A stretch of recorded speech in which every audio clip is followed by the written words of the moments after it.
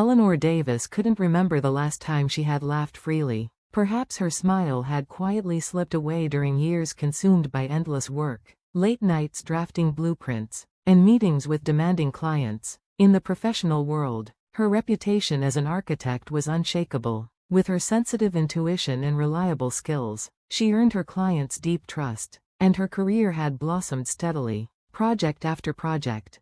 But beyond the polished glass walls of her office, her personal life was far less stable. It was colored by complicated family dynamics that had existed since her earliest memories. Her parents, Margaret and Harold, were people who had always lived for themselves. Margaret's greatest desire was to shine in social circles, dressed in the finest clothes and draped in attention, while Harold lived for his next gamble, investments that were little more than bets on chance. What they shared, above all, was a dangerous lack of financial sense and a cold indifference to how their reckless choices rippled through the lives of those around them. "Eleanor, you always have such a serious face. You should learn to enjoy life more," Margaret had repeated throughout Eleanor's childhood, her voice carrying a dismissive sweetness. But her version of enjoying life was lavish parties and careless spending. When Eleanor worried about household finances, she was brushed aside as a dull, boring child. When she suggested saving for the future, she was called a worrier, someone who would never understand the art of living. Her sister Pamela, on the other hand, had grown up as the shining jewel of the Davis household. Pamela inherited Margaret's beauty and Harold's sociability, making her the ideal daughter in their eyes. She was spoiled endlessly, indulged with every gift and every opportunity. Failures were smoothed over as if they never happened, while even her smallest successes were celebrated with overblown praise. Her expensive credit card bills and mistakes were handled quietly behind closed doors, while Eleanor was urged to loosen up, to stop being so rigid, to be more like Pamela. Ultimately, the financial burden created by her parents' carelessness and Pamela's recklessness was shouldered by Eleanor. Again and again, she stepped in to repair the damage. The only person who truly saw her, who understood her heart, was her grandmother, Rosalind. Rosalind carried herself with both gentleness and sharp insight, qualities that Eleanor adored. She had long been concerned about her son and daughter-in-law's irresponsibility and the dangerous imbalance between how they treated her two granddaughters. "Eleanor, you have a special strength," Rosalind often told her, beginning from the time Eleanor was just 10 years old. "Someday, it will save you." Her grandmother's home had been Eleanor's sanctuary. The house was warm with the weight of history, filled not only with beautiful antique furniture but with stories. Every item seemed to carry a soul. Eleanor loved those quiet afternoons when she would sit on her grandmother's lap, listening to where each clock, each vase, and each faded photograph had come from. "Objects have souls, Eleanor," Rosalind said once, as her hand brushed over the smooth surface of a wooden jewelry box, "especially the ones that have been loved." Those words had stayed with Eleanor, shaping not only her character but also her philosophy as an architect. When Rosalind passed away while Eleanor was in college, grief had nearly broken her, but she held tightly to the comfort of her grandmother's will, which had entrusted Eleanor with the house and many of her cherished possessions. Her parents, furious and dismissive, had called them outdated junk, and tried to dispose of as many as they could. Eleanor fought fiercely to protect what remained. Among the most precious was the blue sapphire pendant, known in whispers as the Davis family jewel. "Someday you'll understand the true value of this jewel," Rosalind had told her with frail but determined eyes on the day she died. Those words, more than anything, became etched into Eleanor's heart. Years rolled on. Eleanor graduated from college, joined a prestigious architectural firm, and eventually built her own practice. She had her own name, her own clients, her own standing in the city, and yet, despite her success, she still tried to preserve the fragile bond with her family. She paid off debts that weren't hers. She covered Pamela's college loans, her impulsive shopping, even her failed attempts at investing. She settled Harold's gambling debts, and later, Margaret's medical bills. Never once did she demand repayment. To her, family was family, and she clung to that idea as stubbornly as her grandmother had clung to her old home. 3 months ago, Eleanor had been given a chance of a lifetime, a project in Europe that could define her career. It required a long business trip, but she couldn't refuse. Nervously, she asked her parents to watch over her home while she was away. "Oh, don't worry about it, darling," Margaret had said over the phone, her voice bubbly. "Of course, everything will be fine." Before leaving, Eleanor had pressed the sapphire pendant to her chest. Standing in her bedroom, she whispered softly, "I'll be back."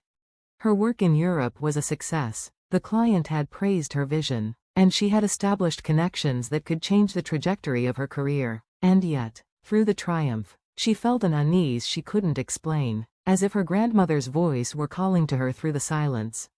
On her flight home, her thoughts tangled. She missed her family, complicated as they were. She wanted to believe they could still share a bond, though experience had taught her otherwise. Maybe, just maybe, things could be different this time. Dragging her exhaustion from the long flight, Eleanor leaned against the taxi window as familiar streets began to pass by. The autumn leaves on Maple Street glowed golden under the late afternoon sun. She breathed deeply, almost smiling. "Almost there," the driver said kindly. Eleanor nodded, relief softening her features. She imagined resting in her grandmother's old house, safe among the memories. She imagined speaking with her parents about the future, about debts, about responsibility, about healing what could still be healed. But when the taxi turned onto her street, Eleanor's chest tightened. The house came into view, and on the lawn, planted deep into the earth, stood a large for sale sign. Across its surface, in bold red letters, was the word sold. Her heart stopped. "This the right place?" the driver asked, uncertain. "Yes," Eleanor whispered, though her voice broke. She paid him, climbed out with her suitcase, and stood staring at the house. Her house, the white, two-story colonial her grandmother had loved, the place filled with decades of stories. The locks gleamed new. Her key did not fit. Her breath came shallow. Her hands shook as she pulled out her phone and dialed her mother. The line rang 3 times before Margaret's cheerful voice answered. "Oh, Eleanor, you're finally back." "Mom," Eleanor said carefully, struggling to keep her voice steady, "there's a for sale sign in front of the house. What's going on?" "Oh, yes." Margaret's tone was bright, almost giddy. "We sold the house. Got a good price for it too. Sorry, darling. You'll have to find a new place to live." The words struck like a blow. Eleanor's knees weakened. "What are you talking about? The house is in my name. You couldn't possibly sell it." "Oh, your father handled the paperwork," Margaret said casually. "There were some legal documents. I don't really know the details. Anyway, it's already done. The new owners will move in next weekend." Eleanor's stomach churned. Panic and fury collided in her chest. "What about my belongings?" "Oh, those?" Margaret sighed as if she were discussing trash. "We threw everything away. Those old-fashioned things were just clutter. Clothes you didn't wear. Dusty books. That box of keepsakes from your grandmother, it's all gone." Her throat tightened. That box had held her grandmother's letters, photographs, and the will that proved the house was hers. "What about grandmother's pendant?" Eleanor whispered, though she already feared the answer. "Oh, that outdated trinket with the blue stone?" Pamela laughed at it, said no one would ever wear something like that. In the background, Pamela's voice rang out, light and careless. "Eleanor, you're back. We had the best party while you were gone. You should have seen it, everyone loved it." Eleanor sat heavily on the front steps, numb. The pendant, the house, everything, gone. Her mother's voice came back on the line, tinged with a nervous laugh. "You're not angry, are you? You always give us money anyway. We thought you'd buy us a new house. Besides, we used the money to pay Pamela's debts." The memory of her grandmother's frail hand gripping hers on her deathbed flashed in Eleanor's mind. "Protect the Davis house. The truth is..." The words had never been finished. "What debts?" Eleanor asked quietly. "Oh, Pamela's investments didn't work out, and your father's medical bills piled up. But don't worry, it's all settled now." Something inside Eleanor snapped. Years of sacrifice, of loyalty, of forgiveness, crumbled. The bond she had tried to preserve shattered. "I understand," she said at last, her voice frighteningly calm. "But don't regret this." "What do you mean?" Margaret laughed lightly. "You're usually so forgiving." Eleanor hung up. She stood in front of the house for a long while, the autumn wind biting at her cheeks. The home her grandmother had fought to protect was no longer hers. Tears stung her eyes, but she brushed them away. Her phone buzzed in her pocket. It was a message from Deborah, her friend and a capable lawyer. "How was Europe? Let me know when you're back." Eleanor read it, her lips tightening. Then slowly, she straightened her shoulders. "This isn't the end," she whispered, her voice resolute. "It's only the beginning." Perplexed and restless, Eleanor contacted the lawyer who had once handled her grandmother's will. The weight of betrayal still pressed heavily on her chest. But now she needed answers, solid, legal answers. "They should have a copy," Deborah said firmly, picking up the phone with practiced ease. Her calm presence grounded Eleanor, who was struggling to steady her shaking hands. "And we also need to track down what happened to your property. Someone in your family doesn't want the truth to come out." From that moment, Eleanor's legal battle began. Together with Deborah, she traced the threads of her grandmother Rosalind's estate back to the law firm that had overseen the original will. The office was tucked into the upper floor of an aging brick building downtown, its musty smell and dim lighting giving it the atmosphere of forgotten history. Behind a desk stacked with yellowed folders sat Morris, the elderly lawyer who had once known Rosalind. "I'm sorry," Morris said with a weary sigh after scanning through the surviving files. "Some of our records were lost in a fire 5 years ago. Mrs. Davis's will was among them." Eleanor's heart sank. Deborah narrowed her eyes. The coincidence was too neat, too convenient. "Are there any other records?" she pressed. Morris leaned back, tapping his fingers against the desk as though reaching back through time. "Actually, Mrs. Rosalind was a cautious woman. She often prepared duplicates of important papers. If I recall correctly, she mentioned leaving a copy of her will with the notary public. That might still exist, if it survived the years." That faint glimmer of hope propelled them forward.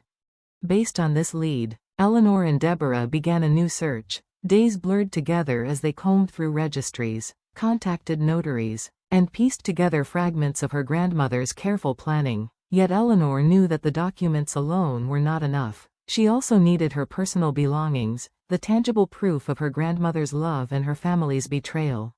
"You should check with local antique dealers and charities," Deborah advised one evening as they sat surrounded by folders and notes in Eleanor's temporary apartment. "If your parents disposed of your things, they didn't vanish. They must have gone somewhere. Trace the trail."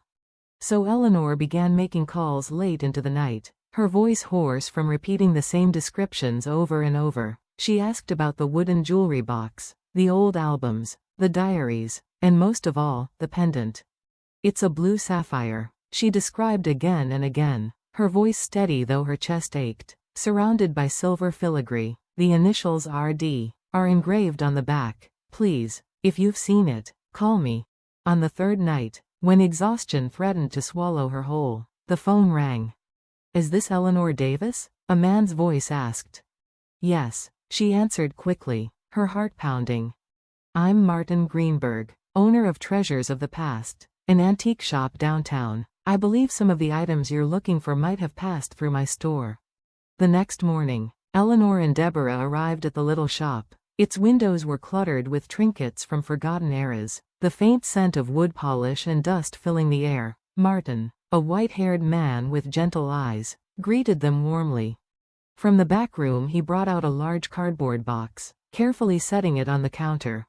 "A middle-aged gentleman and a young woman came in last week," he explained. "They claimed these were old things they no longer needed. I judged most of it to have little value, so I didn't buy them, but something told me not to throw them away. When I saw your advertisement, I thought perhaps they belonged to you." Eleanor's breath caught as she opened the box. Her hands trembled while sifting through the contents. There were her old albums filled with photographs she had thought lost forever, her grandmother's keepsake box, and even her diaries from her student days, pages that contained her hopes, her fears, her private self. "Thank you," she whispered, tears brimming in her eyes. "Thank you so much."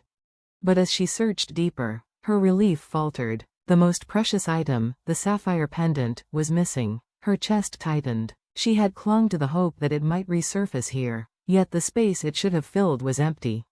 Still, fate had left her something else, Inside the jewelry box, which bore faint scratches near the lock, she found a small envelope tucked beneath faded photographs. The box had no key, but with a thin pin she managed to pry it open. Her fingers shook as she drew the envelope out. "This is," Eleanor breathed, her voice barely audible. Inside was a letter in her grandmother's familiar handwriting, along with several neatly folded documents. She opened the letter first, tears slipping free as her eyes raced across the ink. "Dear Eleanor, when you read this letter, you may be facing difficulties. This house and all the property are yours alone. No matter what Harold and Margaret say, this is the truth. The attached documents are proof. I believe in your strength. With love, Rosalind." The words blurred as tears filled Eleanor's eyes. She pressed the paper to her chest, hearing her grandmother's voice as if she were still there beside her. Deborah carefully examined the documents, her lawyer's eye scanning every detail. Suddenly her expression hardened into resolve.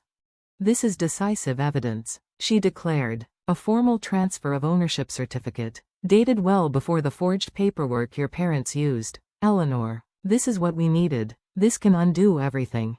Eleanor lifted a photograph from the box, her grandmother's wise eyes smiling out at her across time. She had known. Somehow, Rosalind had foreseen the betrayal and had left Eleanor the tools to fight back.